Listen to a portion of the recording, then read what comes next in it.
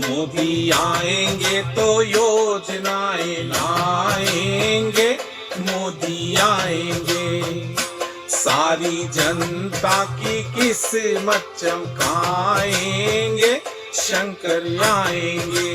नमस्कार दोस्तों, मैं हूं उमेश भारद्वाज और आप देख रहे हैं एबीपी लाइव। एबीपी में आज मेरे साथ इंदौर की एक ऐसी शख्सियत मौजूद हैं जो पीएम मोदी के बड़े फैन हैं। फैन तो हर कोई है, लेकिन इस फैन की बड़ी खास बात है और वो हम आपको इस इंटरव्यू में बताएंगे कि इन्होंने ऐसा क्या कारनामा किया, क्या बड़ा काम किया है जिससे आज इनका नाम हुआ है और इंदौर के लोग इनको बड़ा पसंद कर रहे हैं। दरअसल आपने सुना होगा, एक गाना बड़ा मशहूर हुआ था कि जब राम अयोध्या आने वाले थे कि मेरे राम आएंगे अयोध्या में, उसको लेकर के बड़ा एक गाना अच्छा बना। उस गाने की तर्ज पर इन्होंने प्रधानमंत्री नरेंद्र मोदी के लिए गीत बनाया है। लोकसभा का समर चल रहा है, लोकसभा के चुनाव हो रहे हैं, एक चरण हो चुका है और अब दूसरे चरण की तैयारी है। इंदौर में नामांकन भी भरे जाने हैं। इससे पहले इंदौर की जनता क्या सोचती है उसे लेकर हम इंदौर में हैं और इंदौर के लोगों से बात कर रहे हैं। बहुत बहुत स्वागत है सीटू छाबड़ा जी आपका। तो चलिए मैं आता हूं अपने मुद्दे पर। आप इंदौर से हैं, पहले तो ये बताइए। जी, मैं इंदौर से हूँ। अच्छा, आप प्रोफाइल क्या है आपकी, क्या आपका काम क्या है, पहले हम उस बारे में जानते हैं। मेरा तो एक छोटा सा व्यवसाय है। व्यवसाय है, आप व्यवसायी हैं यानी। जी तो क्या खासियत है, आज हम क्यों यहाँ पर आए हैं, क्या हमें खास बताने जा रहे हैं आप? इसमें ऐसा है कि जैसे मोदी जी के बारे में हम सोचते हैं, समझते हैं और करते हैं, तो मन में एक भावना आई कि उनके लिए क्यों ना एक गीत लिखा जाए। और इस प्रकार मैंने खुद ने अपने बैठ के घर पे बच्चों के साथ बैठ के एक गीत लिखा और उसको फिर गाया भी तो अपने ये जो गीत आपने लिखा है, ये गीत की प्रेरणा कैसे आपको आई और ये शब्द कैसे आपने कैसे क्या शुरू, क्योंकि देखिए कोई भी गीत लिखना बहुत मुश्किल है। अगर हमसे कोई कहे कि गीत लिख दीजिए तो शायद हम दिनों ले लें। तो आपने किस तरह से तैयारी की, कितना वक्त लगा और क्या इसको लिखा है आपने? लाइंस इसकी जो है वो आखिरी में बताइएगा। एक्चुअली क्या है कि इसमें जो राम आएंगे, ये मतलब हर किसी के दिल में राम उतर जाते हैं, तो ऐसे ही हर किसी के दिलो दिमाग में मोदी जी भी उतरे हुए हैं।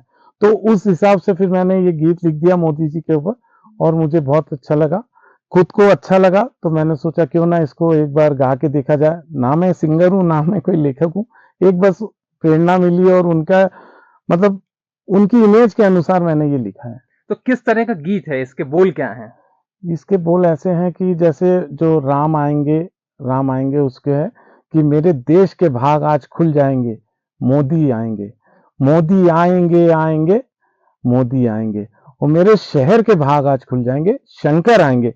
ऐसे ही शंकर का रूप भी है। शंकर का मतलब क्या, भगवान शंकर या कुछ और? मेरे हमारे इंदौर के मतलब देश के नंबर 1 सांसद शंकर लालवानी जी के बारे में, क्योंकि वो भी बहुत सहज और सरल है और हर समय जनता के लिए उपलब्ध है। तो उनकी मतलब जो है इमेज है बहुत साफ सुथरी है, तो इस हिसाब से उनके ये भी तो ये जो गीत है, जब इसको आपने कतारबद्ध किया, किस तरह के विचार मन में चल रहे थे आप? ऐसे ही वो गीत सुन सुन के ऐसे वर्डिंग्स निकालते गए, जैसे उसमें आया मैं तो रुचि रुचि भोग लगाऊंगी। हाँ। तो मैं दिमाग में आया कि मैं तो खुशी खुशी वोट देकर आऊंगा, लाखों वोटों से शंकर को जिताऊंगा। वोट देना जरूरी है यानी? वोट देना बहुत जरूरी है इस हिसाब से। इस इंदौर की जो खासियत है, तासीर जो है, ये है कि भाई जो भी यहाँ आता है उस शहर उसको अपना लेता है। ताई यहाँ पर रही 35 साल। अब किस तरह से आप देख रहे हैं इंदौर में कैसा विकास होगा, क्या चीजें ऐसी हैं जो बड़ी चीजें आप देख रहे हैं अभी तक, आपने जो ऑब्जर्वेशन एक व्यवसायी के तौर पर? जैसे 5 साल पिछले अपन ने देखे कि शंकर लालवानी जी जब सांसद बने तो ऐतिहासिक वोटों से जीते। इंदौर की जनता ने उन्हें बहुत पसंद करा और जो उन्होंने काम करे, कितने सारे पुल बना दिए, मेट्रो ले आए और देश के विकास के लिए वो सांसद वहां जाके लड़ते रहे। और मतलब यहाँ पर इतनी तरक्की और इतना वो हो गया है कि इंदौर एक पूरे वर्ल्ड में इंदौर का नाम हो गया है। तो आप आने वाला समय ऐसा रहेगा कि इतिहास रचेगा। परिवार के जो आप बता रहे हैं कि परिवार के लोगों ने भी काफी इसमें योगदान दिया, किस तरह का डेडिकेशन था बच्चों का और किस तरह की भूमिका रही, क्या उन्होंने सुझाया, क्या कोई ऐसा कोई वाकया जब कुछ लिखा हो और काट के फिर दोबारा लिखा हो? वो तो 10 बार लिखा और काटा। कई बार ऐसा लगा कि बेटी और बेटे हम तीनों बैठे थे और करते गए कि ये नहीं ऐसा लिखा जाए, ऐसा लिखा जाए, तो फिर फाइनली किन चीजों को डालना जरूरी था गीत में? आपका जो मकसद है गीत लिखने का वो क्या है? जो उसने आपने शब्द लिखे हैं, क्या सोच करके लिखे हैं? इसमें गीत में तो जो मोदी जी ने विकास करा है, एक तो जनता जन जन तक पहुंचाना है और दूसरा है कि जैसे आतंकवादियों का सर्वनाश हुआ है वो बताना जरूरी था। और भारत देश का जो नाम रोशन पूरे वर्ल्ड में हुआ है वो बताना जरूरी था। और उम्मीद है आगे भी ऐसी गीत लिखते रहेंगे आप? देखो अब मन में आ गया तो अभी इसके ऊपर है, ऐसा कोई मतलब मैं अब गायक है एक व्यवसायी से अब हम देखेंगे एक कवि के रूप में? नहीं नहीं ऐसा तो नहीं सोचा। बाकी मोदी जी के हम बहुत बड़े फैन हैं इसके लिए।